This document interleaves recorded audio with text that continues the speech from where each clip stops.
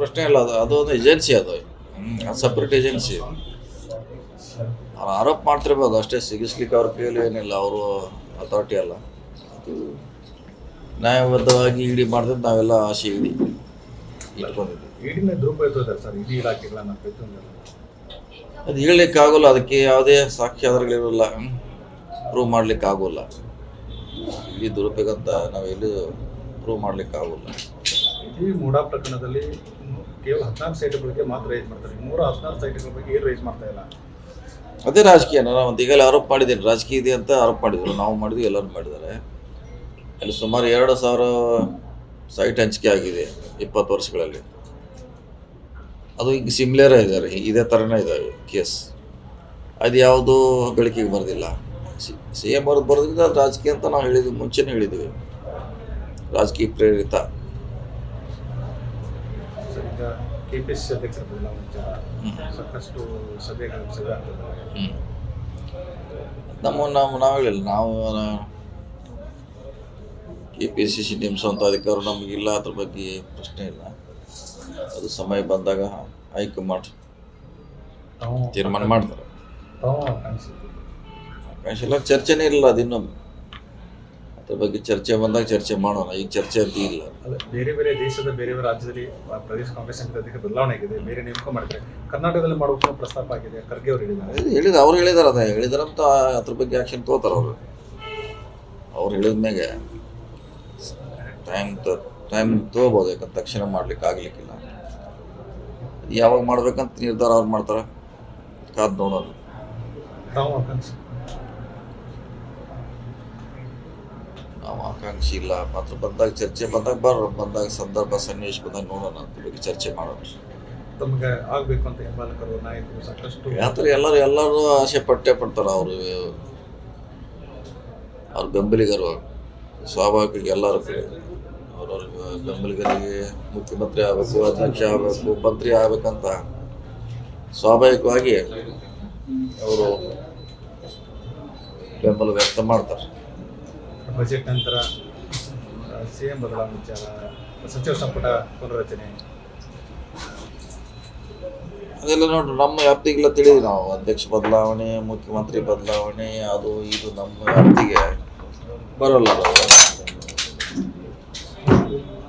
ನಾವು ಆ ಮಂತ್ರಿಮಂಡಲದಲ್ಲಿ ಒಬ್ಬರು ಮಂತ್ರಿಗಳು ಅಷ್ಟೇ. ಅದನ್ನೆಲ್ಲ ನಿರ್ಧಾರ ತಗೊಳ್ಳೋಂಥ ಅಧಿಕಾರ ನಮ್ಗೆ ಯಾರಿಗೂ ಇಲ್ಲ. ಶಾಸಕರಿಗೆ ಏನಿದ್ರು ವರಿಷ್ಠರು ಮಾಡ್ಬೇಕು. ಅನಾವಶ್ಯಕ ಚರ್ಚೆ ಮಾಡಿದ್ರೆ ಏನೋ ಆಗ್ತಿಲ್ಲ. ಅದು ನಮ್ಮ ವ್ಯಾಪ್ತಿಗೆ ಬರದಿರುವಂಥ ವಿಚಾರ. ಅದು ಸಚಿವರು ಪ್ರೋಗ್ರೆಸ್ ರಿಪೋರ್ಟ್ ತಗೊಂಡಿದ್ದಾರೆ,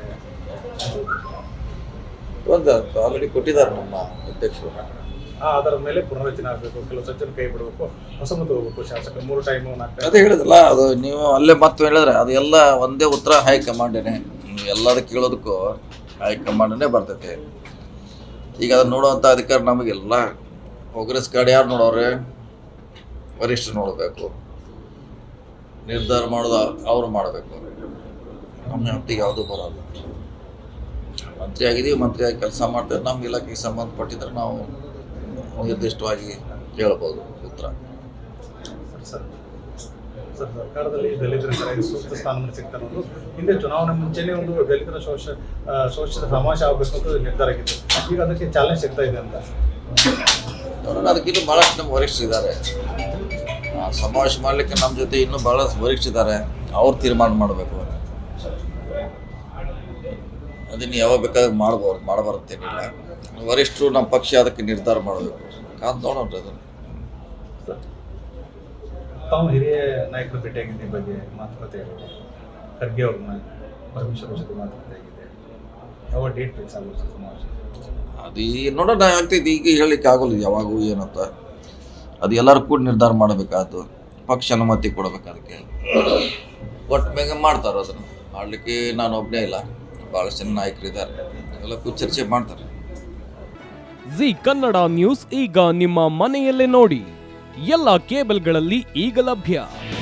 ನಿಮ್ಮ ನೆಚ್ಚಿನ ಜಿ ಕನ್ನಡ ನ್ಯೂಸ್ ಈಗ ಸನ್ ಡೈರೆಕ್ಟ್ ನಲ್ಲಿ number 292, Tata play number 1664, Jio TV number 1334, NXT digital number 30, N cable number 30, city networks 51, U digital number 162, GTPL number 17, Rockline telecommunications number 42, Shri Basaveshwara cable number 168, rural cable network 60, Vinayaka digital 57, Abhishek cable 821, city channel 53, Siddeshwara cable network 57, ವಿ4 digital infotech 628, Surya digital networks 53, Gajanan digital number 836, Malnad infotech private limited number